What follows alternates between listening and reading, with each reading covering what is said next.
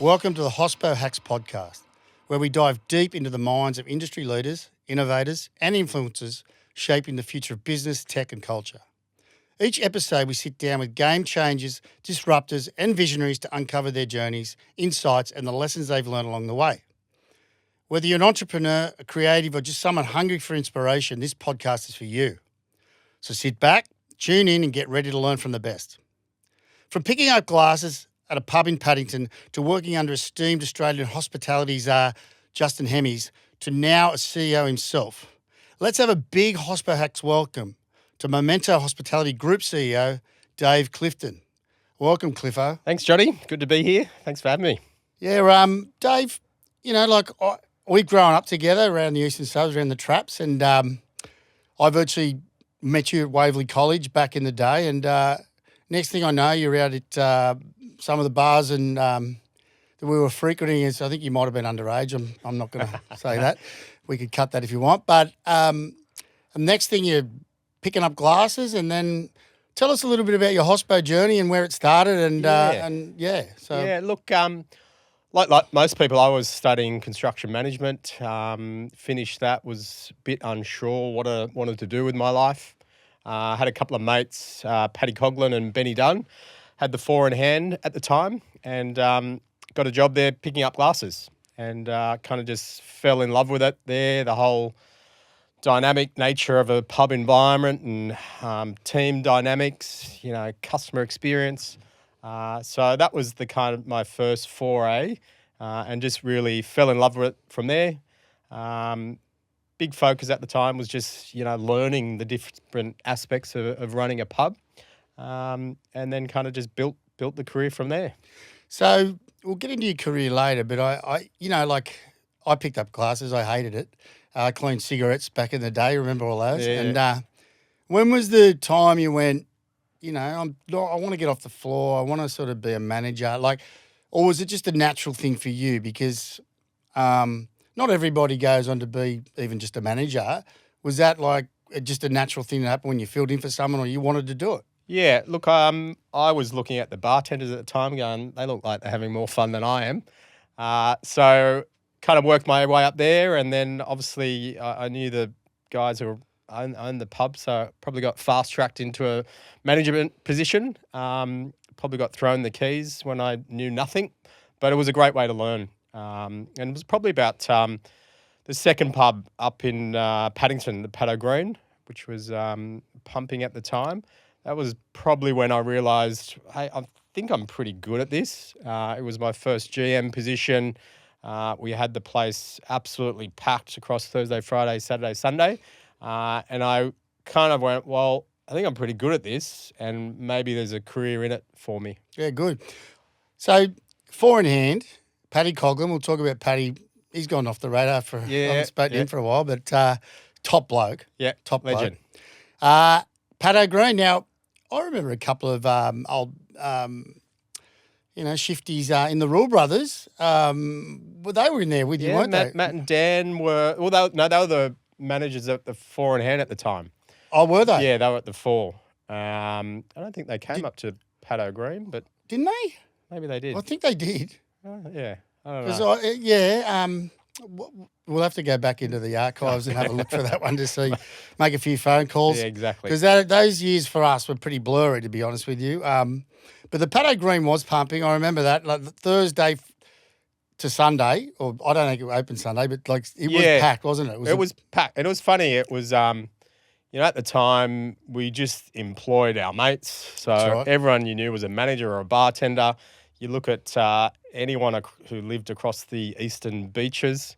They worked there when they were at uni. The whole management team was a who's who of fun characters that we grew up with. So it was pretty wild. It was fun.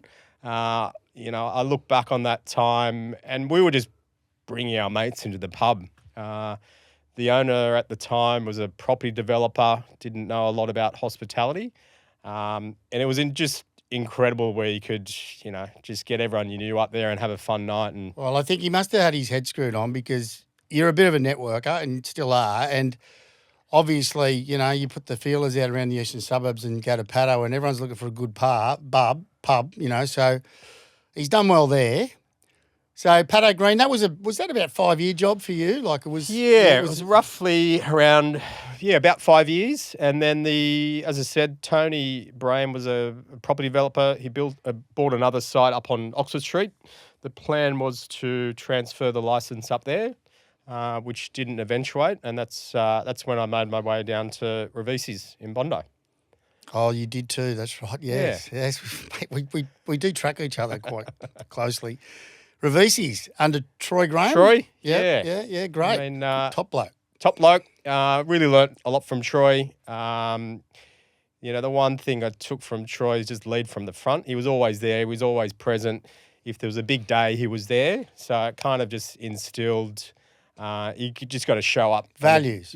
Got to show up when the big times are on. And again, we had a cracking period down there. I got to kind of put on a Sunday night down there that just went through the roof again. Just throwing my mates DJ. Well, that was gigs sort of I remember. What's his name from? We went to school with him. He's in a couple of our mates' years. Ended up becoming a big DJ. Andrew Stanley Stan, and Medley Hand. Yeah. What was the name of the band that they ended up? Yolanda Be Cool. Yolanda Be Cool, that's so right. funny, I gave them their first gig up the Paddo Green, and in their first album they released, there's a little thank you for Cliffo for putting up with us. That was pretty sweet of them. But yeah, they've gone on to, he's do a couple of big things. He's up at SaucedIt now with Julian Tobias. So that was a real interesting time for everyone growing up in the area and getting into, you've moved out of, you're down at Ravisi's now, and then you were there for another 5 years. Yeah, it must have been around 5 years. And again, it was, that's when I started to realise I want to keep learning, want to keep getting myself out of my comfort zone. And I thought, well, if I'm going to make a career, I want to go work for the best. Yep. And that's when I kind of, reached out to Maryvale and made my way there. Yeah, then let's just talk about the Sunday nights at Ravisi's. We'll go to Maryvale because that's a pretty big chapter in your life and very influential as well. We'll go back to Troy. Troy's been one of those guys who's just, I can still see him now. He manages the Maroubra Bay. He's the owner of Maroubra Bay. He's there he leads from the front. He's behind the bar. He's working. I think they're a very, very valuable lesson for any up-and-coming people. That there's no quick way to the top. You actually got to do the work, you know. It's not, obviously there's some nepotism in pubs, but generally, you got to get on the tools. Yeah. You got to do the hard. There's no easy way to the top. You've got to do the hard yards. You've got to learn the pub environment inside out from, back of house to the kitchen. There's so many moving parts to a successful pub. And it's funny you say that. Like I was only talking to one of our customers yesterday. I went and did a demo, like a training session with them, and at the Toxteth, which is the public house management group. And, Reagan Shepherd, he's exactly the same, mate. I was at the Royal one day and I'm having lunch with some boys, Royal Paddington, and I see the CEO behind pouring beers for a whole shift. Yeah. He must have been filling in. So, I mean, it's there, and you still got to do the hard yards, right? I mean, we opened up Oran Park recently. Our exec chairman, Marcello Colosimo, and myself, we were running food for the first week. It's just getting to understand the operations. It's no matter how big you get, you've got to get in there and understand the business. That's what I always admired about Justin Hemmers. New pub, new business, new restaurant open. He's there, like touching, feeling it. If anybody knows how to pronounce it properly, I'd say it's you. So it is Hemmers, is it? Yes. Okay, all right, I'm going to steal that. It's good to know. Pronunciation's what it's all Very about. Important. Very important. So talking about Justin Hemmers and his meteoric rise in the hospo scene, what sets him apart from everybody else you've met? Incredible visionary.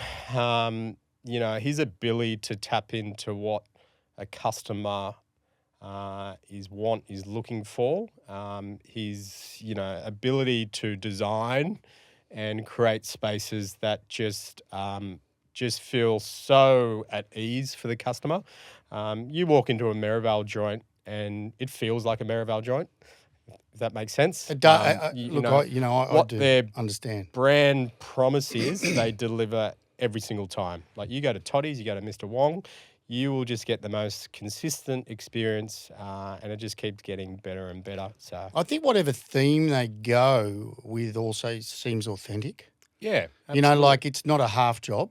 no, Go to Mr. Wong's and you feel like you're in Shanghai or Hong Kong. yeah, Because I can't remember what cuisine, whether it is mainland China or Hong Kong. But, you go to anywhere that, the Centennial, it's got a certain feel, Yeah. They've done amazing things with that space. And it could have been such a wasted space, but Yeah, they've turned the back absolutely. into a restaurant and the front into a little bar with libraries. Yeah. And then go to Coogee, right? And Toddy's, not Toddy's, what's the big restaurant? Mr. Wong? No, Coogee. Mimi's? Mimi's. Yeah. Amazing experience, fine dining, Instagram. I think if you think of it this way, when people are Instagramming your venue, you're winning. Yeah, exactly. Because it's free advertising, right? Yeah, exactly. So when people want to be seen at your place and it's a prestigious venue and people want their friends to see them there and they're Instagramming it, mate, you're on a winner, right?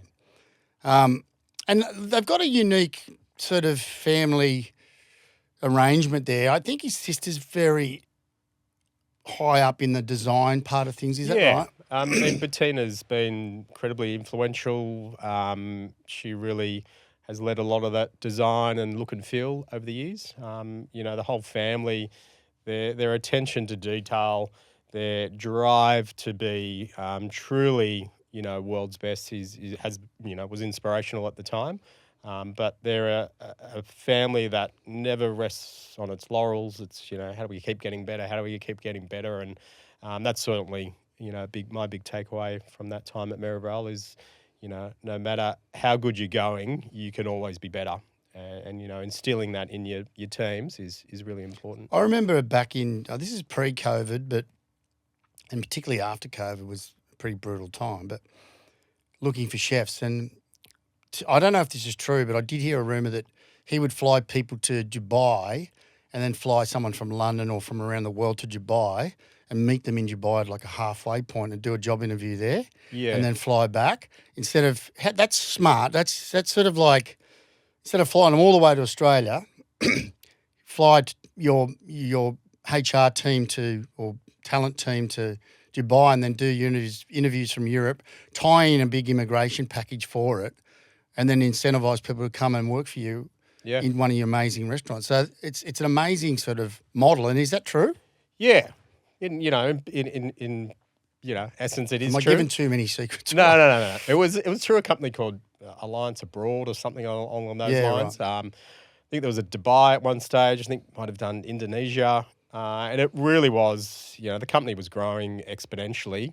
When you're opening up restaurants and bars and pubs and you need talent to fill it. And, talent, particularly chef talent, was really hard to come by. So you're right, the HR team, people team would fly around and, they'd interview, recruit, and then they do a little cook-off and things like that. Yeah, right. So MasterChef. Have a bit of MasterChef fun about it. And then we'd help them get housing. And when we were opening up Newport, I think there was a house with lots of chefs in there, and just help them get fun settled. Times there. Yeah, I know. You do love a bit of fun, Cliffo. So like the rest of us.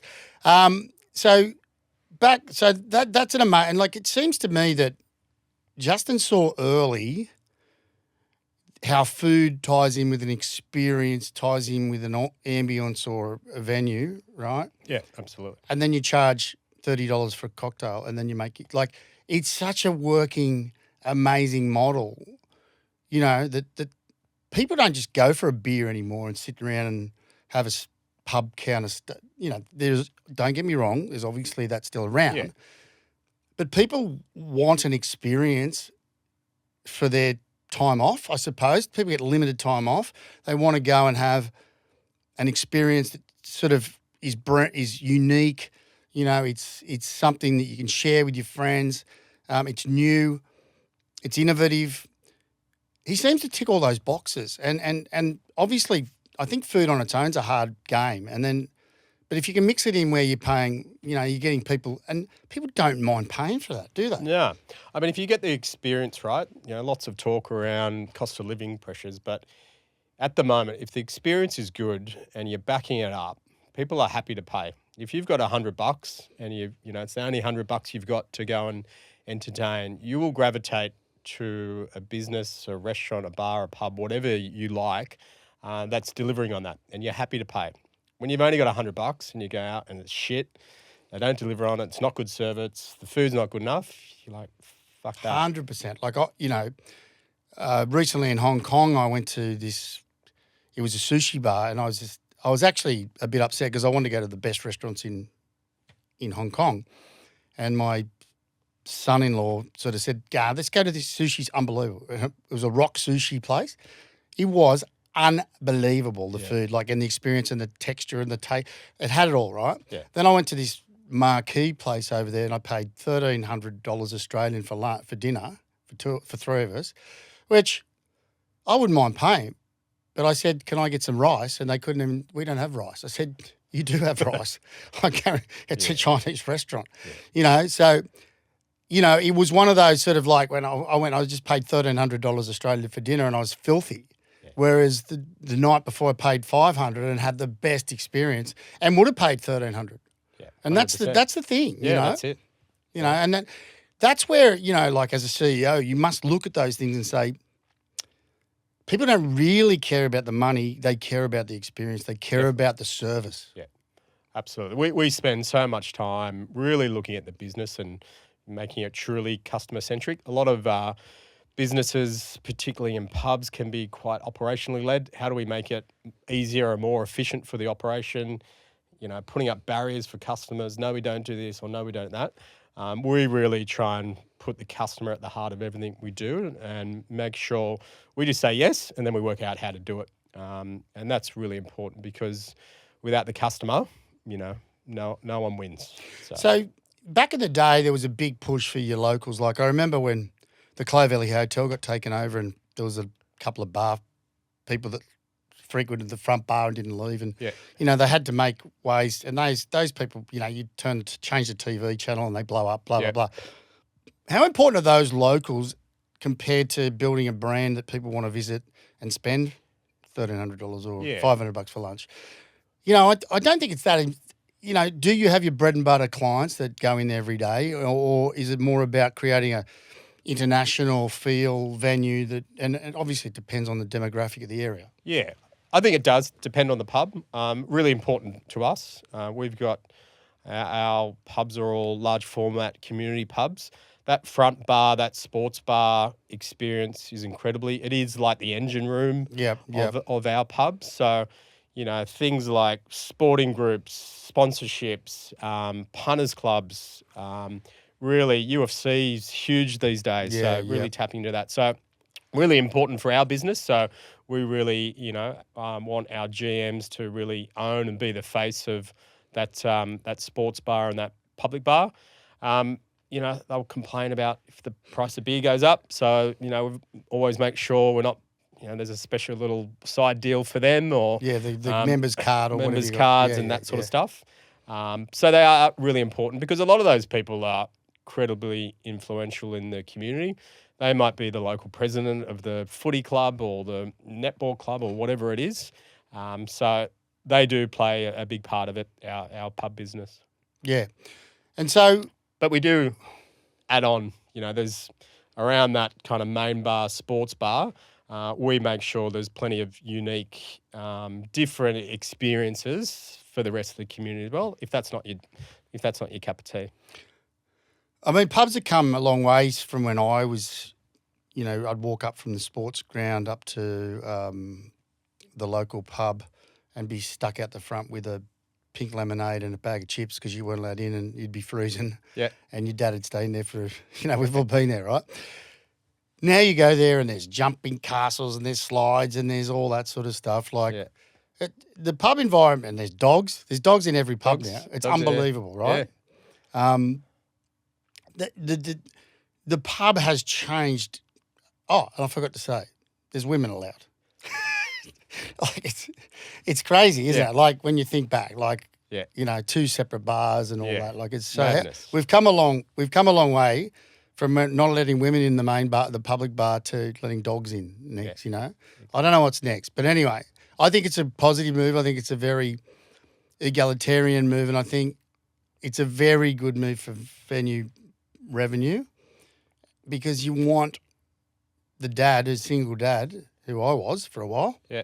to come down and let his kid on the plane have a schooner Yeah. and spend some money, you know, Exactly. or whatever it is, or you know, come to lunch and you normally couldn't go because you had the kids. Yeah. Now you bring the kids and the kids have a play with other kids. You know, I mean, I've got 3 girls. The eldest isn't on the kids' player anymore, but the 2 little ones, they harass me to go to a pub that's got a kids' player in now. Yeah. So it's become well, McDonald's were onto that early, weren't they? Yeah, They were pretty exactly. smart, right? Yeah. So you know, I look at our pubs with kids' play areas. Oran Park we've just built has got 2 gold class cinemas. So, you know, really trying to push the boundary on what the future of a pub is.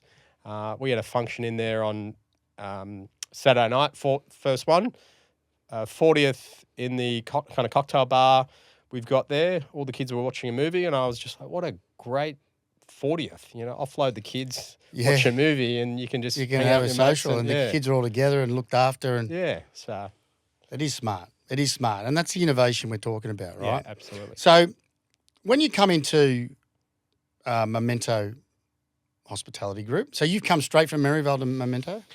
No, after Maryvale, it was a couple of years with MA Financial. So their investment bank, we had run a couple of pub funds. I was the chief experience officer. Red Cape was the most known Okay.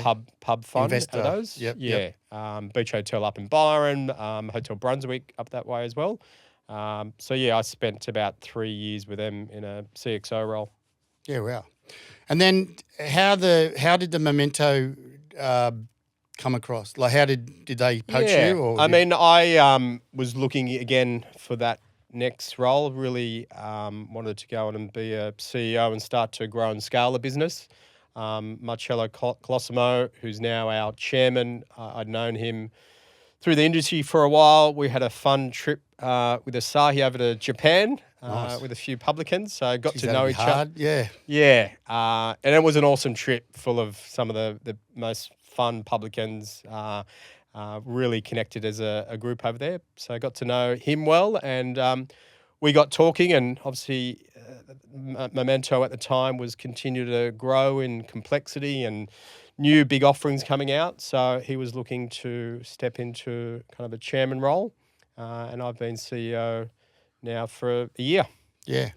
And how's it, was it hard early days, teething? Was it, did you... No, look, it's very humble Italian family. They've been very supportive. Any initiatives, anything wanted to change, they've been very open. They said very early on, no sacred cows. If you want to change something, you want to do something. And we just work really well. Marcello and I got a great So you relationship. didn't go in and clean the decks of upper management, or did you... Look, there was a little bit of that. Yeah. My big focus is around culture and how culture drives performance. So there was a bit of that, but it was all done, appropriately. Yeah, of course. And we brought some great talent in. There was some great foundations there. And, all the metrics that we measure are all improving. Our staff engagement's gone up, customer experience has gone up, and financial performance is heading up as well. So it's been a good year, and, we'll continue to go from strength to strength. So when you come into a new group like that, and you've had X amount of years at many venues, a good experience with Troy and Maryvale, what do you bring? What is your focus? Like you say, culture is your focus? Is that... Yeah. I mean, what I did straight away was reshape the vision, purpose and values across the organisation. So we got the exec team, senior leadership team together. Had a couple of days off-site with a leadership coach I've worked with, Gary Dooley, for 15 years, and really reshaped who we wanted to be, where we're going, and how we're going to hold ourselves in terms of our values. And we've shaped together a great strategy now. So that was the kind of priority, just getting the culture, getting the team right. Everyone's got to be aligned on where we're headed and how we behave to get there. I know that stuff takes a lot of work, and it does take a lot of toing and froing with your upper management. And, am I at liberty to ask what your vision is and what your purpose is? Yeah, our vision is to be global leaders in connecting communities through extraordinary experiences. Wow. Our purpose is to create a high-trust environment where our people feel empowered, proud, and connected. We know if they feel empowered, proud, and connected, they're going to customer experience will go up. They'll love their jobs, and they'll you see customer experience being the metric that's going to drive revenue? 3 metrics: staff engagement. We know if they're happy, feeling empowered, proud, and connected, they love their job. That discretionary effort goes up. They go over and above. I love it. You can't teach. You can give someone a set of guidelines, but there's nothing more powerful than a staff member who feels empowered to go and do something unique and go over and above for a customer. And that's what we try and instill across the business.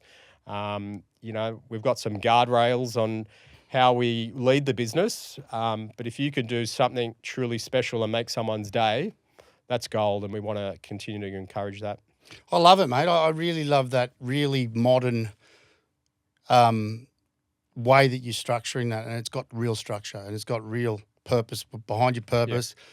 And I think it is the way moving forward because I do deal with a lot of CEOs across this business, but also other, not just non-hospo direct businesses. But I think you're giving, with a vision, you're giving where you want to be, and your purpose is what are your driven values from, right? Yeah. And I think that gives everybody a roadmap. And if everyone's on the same page with the roadmap, you're going to move together. Because communication, 100%. Believe it or not, you can have all that, but it's got to be communicated well. It's got to be well understood. Yeah, and it's got to be led from the top. Your senior team need to be absolutely on board and live those values all day, every day. We use our values to make decisions, to shape direction. We did a workshop yesterday, and part of that was, okay, we've got a big problem here or a big opportunity. How do we use our values to help shape where we need to go from here? So it's just a simple framework that no matter where you are in the business, everyone is aligned on that direction. It gives you anchors in your business, right? It gives you, where can I anchor there, where can I anchor there, and we can work together on achieving an outcome, right? And it absolutely drives momentum in your business. If you get that right, it's really powerful, and you see it in financial performance. Get the right people behaving the right way, your business goes like that. And that's what I really focus on. It's good, mate. Visionary. I love it. And were they skills that were taught to you through the Hemis experience? Yeah, it was during that era. The COO at the time, Brett Sargent, got in Gary Dooley, who I've been working ever since.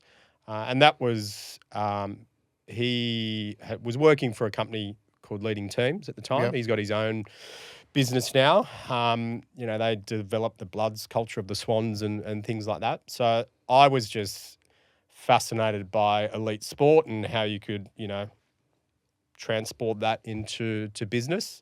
So that was when I first learnt about it, and I just really gravitated towards that style of leadership, values-led leadership, and I saw the impact it was having. During that era, we had an incredible senior leadership team, high performance. It was incredible. It was really, I look back on my career and it was such a proud team to be part of. Obviously, Justin's such a unique character and the way and what he's done. But that team that was around him was truly extraordinary. And when you're around people like that, you want to impress those people.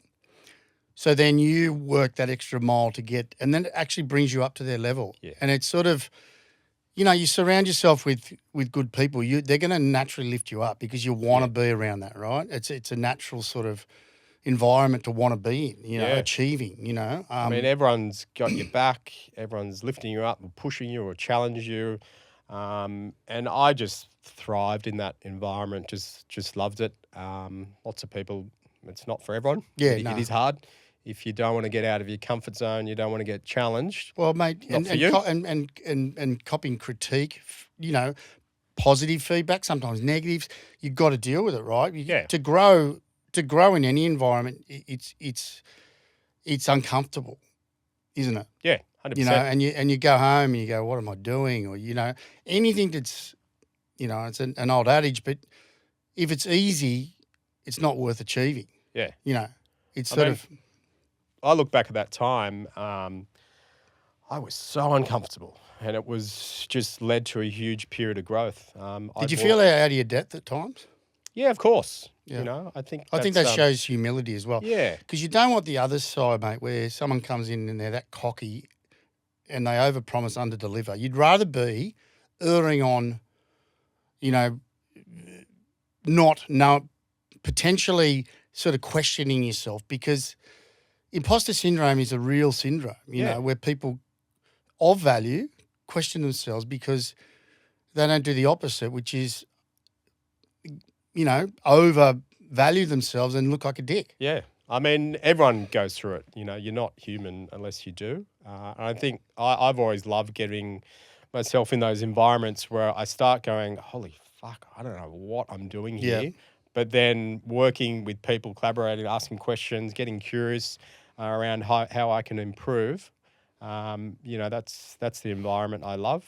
There's been so many times in my career where I've been, thrown things. People have backed me and probably seen things in me that I hadn't seen yet. You can do it, Cliffo, just give it a go. And I would walk out of a meeting going, how the fuck am I going to do this? But you go away and you get a team together and you work out how you do it. And it's funny now to come, sounding old, a little bit full circle, where there was lots of people pushing and challenging me. And now, as the CEO, I can really feel I'm doing a lot of the things that were imparted on me during those early years as well. It's impressive, mate. And there's a thing called the Dunning-Kruger effect, which is it's the opposite of the imposter syndrome, where actually people are so stupid that they don't know they're stupid, so they're loud and they're obnoxious. And if you look it up, it's a proper term in philosophy, in psychology, and because people in academia realise that peer group review and people that really matter review what you do, and that's why imposter syndrome is so strong in smart communities. Yeah. Whereas in people that don't understand, are too stupid to know that they're stupid. Yeah. Does that make sense? And everyone's worked with someone like that. 100%. But they never end up on top, do they? Let's be honest. I think what I'm trying to say is humility is the driver of successful people. Not knowing you know everything is the driver to want to learn. Yeah. And you can never stop learning. I learn every day.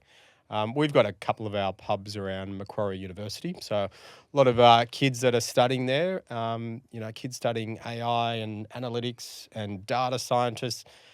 We've got some of these kids doing projects for us at the moment, trying to pull out, our data. And it's just mind-blowing. Yeah. A 21-year-old kid. I think about when I was 21. I was like, Jesus. But they seem so mature. That's what they seem so switched on and they know what they want, and we're at the whims of our emotions. I think we just do whatever felt good. Yeah, I mean, we were that era. I was just having a good time and seeing where it landed me. It was probably a bit of luck along the way. But I look at my own. There's that humility coming. Yeah, there's that humility. It's. I look at my own daughters and how switched they are on in some areas. I'm like, oh my God. Yeah, it's crazy. Incredible. And I think. And it's good that each generation does that, because it means you're doing something right, Yeah, hope so. 100%. So we do this all the time with our guests, and I firstly would like to know out of your career so far, obviously, and it's not over and there's a long way to go. Who were the biggest influences? And you said Justin, so you can probably elaborate on that again if you want. Or you said Troy. What about other people that made a big difference? I mean, lucky in my career, I've been surrounded by great, and I look at from the day I walked into a pub till today. I've learned from everyone around me. There's probably been a couple of highlights along the way. Gary Dooley, who I mentioned, has been a leadership coach that I've might have to get worked his contact off you. Yeah, absolutely. Really shaped who I am as a leader, how I lead. He's worked with every business I've been involved in. So he's been, hugely instrumental, and I can't thank him enough. He won't take credit for it, but he always says it's you that's doing it, not me. So definitely him. Brett Sargent, who was a COO at Maribel at the time. Really, introduced me to what high performance looks like, feels like. Incredible from a commercial point of view, and knowing my numbers and having a huge focus on financial performance and what that does to business was incredibly important. You mentioned Justin, a real visionary, the attention to detail, staff and customer experience, how important that is. So they've all played huge parts. What a massive sort of mix of, like you said, Brett with the numbers, right? Really focused. And Matt Morancity's really all over the numbers as well, which is surprising because a lot of those guys are just creative. And then you got Justin who's a visionary, where Justin could probably just have the vision and the numbers just worked out. Where Brett would be, let's learn this spreadsheet, let's do this, let's spend that, let's make sure we got that. Is that how it is? Look, look, they were a great combination together. I think any team is made up of diverse strengths, and they definitely had different strengths. But I think it was a really good combo at the time. And Justin is a really unique character. He's kind of visionary, creative, but he doesn't muck around with the dollars and cents. He knows he's all over the business as well. So I mean, just back on Justin, like, what is their grand plan? Is it a real estate sell off, or is it like I don't get it, because they seem to. There was one stage there at Coogee where I think he just got the money to get Coogee or something. It was really close apparently. Then he's transformed that, and then he's down at Narooma buying everything up down there. So it's a big move. Is that the business model, or is it just? I mean, the model has always been a property play. Own all the properties, grow value in them. So they've grown that business incredibly. He's done an amazing job. There's some huge projects that I'm reading about now. He just wants to keep growing and doing amazing things. I'm not sure what the future holds for the business. Did you know Justin personally? Like, did you? Yeah. So was it just business? Did you socialise with him at all? Yeah, we had I look back on that era. It was a great time. We had a lot of fun together. Yep. When you're working all day, every day with someone, you get to know them well. He's very good at entertaining. Yeah, I'm so sure. there was plenty of that at the time. So I got to know him on a real personal level. And you can reach out to him now for advice. Like, would he freely give you advice now, or are you competitive? No. Once you're out of the circle of trust, you are out of the circle of trust. Okay. Yeah, fair call. Fair call. Don't know. I haven't tried. Maybe I should give him a call. Business is business, but I suppose but leave it on the field. Yeah. So I know you're going to be a little bit biased because it's your job, right? Memento Hospitality, big name, plenty of big venues, plenty of good experiences. But can you step outside that and give me 5 venues or experiences that you can really rate? No, I'm going to be biased. Oh, my God. I'd have to be. Like, it's worthwhile going down to check out Oran Park. Yep. The pub we've just opened down in Oran Park, 7,500 square metres. It is a huge beast of a venue. And we wanted it to be the centerpiece of the community. So that has been, I've worked in some big organisations, some big pubs. So it was good to bring that kind of precinct thinking to something like that. Amazing Asian-inspired rooftop bar. We've got a pizza bar. We've got a retail outlet. We've got this beautiful indoor atrium. Yeah, right. The bistro, kids play area, arcade games.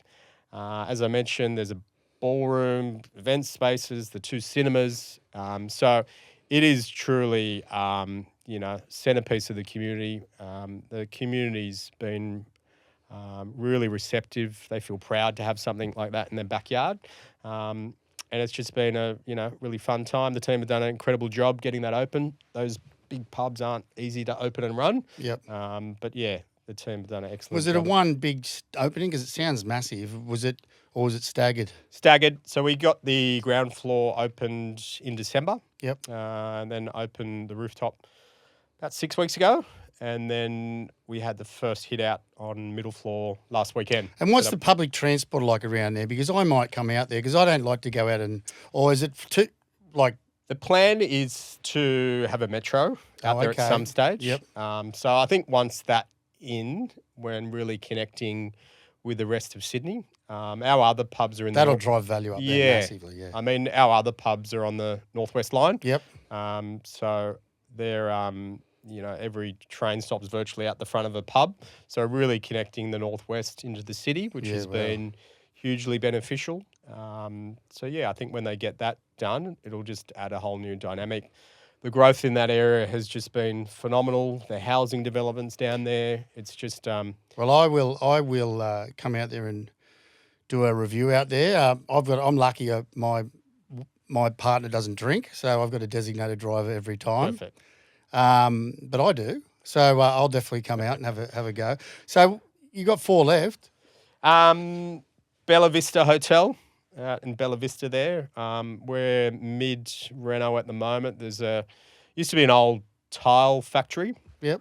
So there was this huge, fit about 2,000 people warehouse at the back of the pub. So we're building a kind of live music space out there. Crazy. So we want to have big bands out there. It's also will double as corporate event space, sportsmen's lunches, product launches, awards nights, things like that. We hosted Noiseworks out there the other week, which went gangbusters. It's just a incredible community that really gets behind their pub. So really excited to get that one open as well. Keep going. All right, I'll let you off. I'll give you one more, and then All right. I'll go one more memento, and then I'll go my favourite restaurant in the world. That'd be good. Mate. Okay. So, other one, probably Governor Hotel in Macquarie Park. Again, it's a large format. We've got an awesome sports bar that we've just recently done a bit of work on. Rooftop bar, bistro. There's a little nightclub and but like arcade area. So that one's pretty unique and special. Got a soft spot for that one. Is that where all the really smart uni kids come? Yeah. Yeah, right. Yeah, absolutely. Teach me a few things. And then on a global stage, the restaurant that I've loved the most has been Burnt Ends in Singapore. Burnt Ends. Burnt Ends, yeah. We used to go with a couple of young girls. I haven't gone with the boys the last couple of years, but we would go on a boys' surf trip every year in Indonesia and stop off in Singapore, go to some great restaurants and bars. So Burnt Ends, I think it's an Aussie guy was the chef. Is it down on Singapore Harbour on the water? No, not on the water. I was lucky when at the time at Maryvale, I would just tap into all the talented chefs, the Jordan Choffs, the Dan Hongs, Ben Greenos. Where should I go? And I remember Dan saying, "You go check out this place, Burnt Ends," and it was just incredible. So every year we were over there with the boys.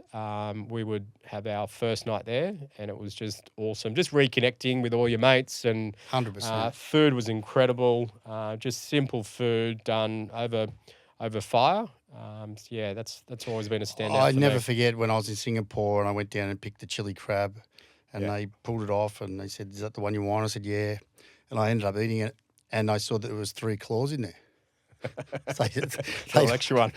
they'd obviously thrown the scraps off someone else's plate into mine There and you go. sold me some. I was filthy. So they got to learn from that one.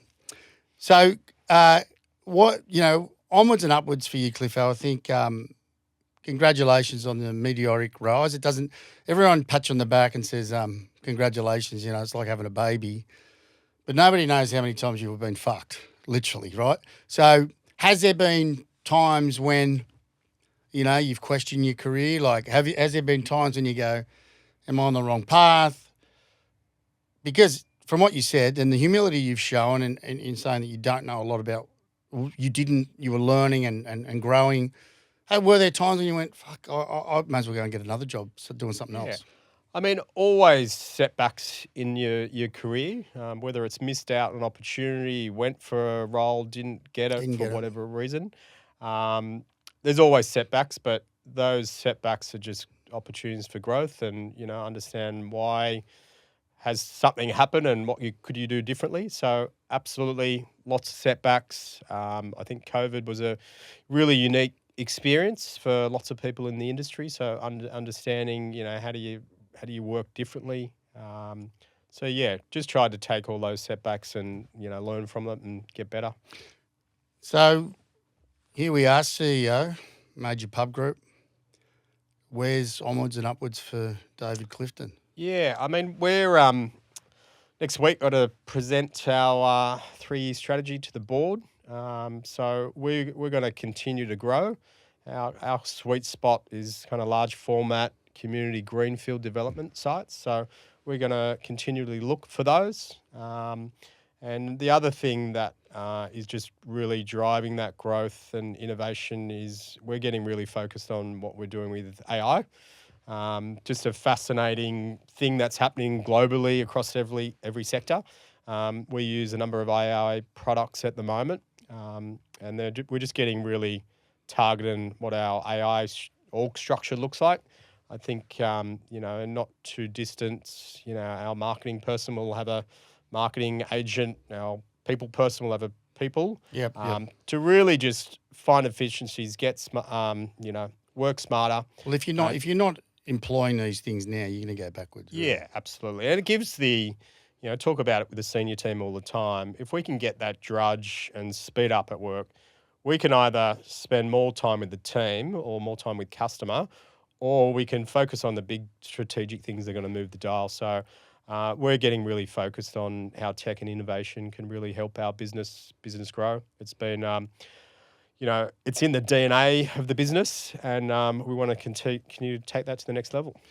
Well, I think my manager's in a good spot, mate. I think they've done a really good hire in picking you up, and obviously, you've impressed me today with your vision and your purpose and how you're driving your team, and customer experience seems to be the way that you are going to grow revenue, and I think it's very insightful. It's got a really strong business case, I think, and you've definitely got the runs on the board to make it work. So, thanks for coming in, Dave. I really Thanks for appreciate having me, it. mate. And to any aspiring CEOs or people on the floor, there is a definite case to try and get to the top, and Dave's proved it can be done. Thanks, Dave. Thanks, mate.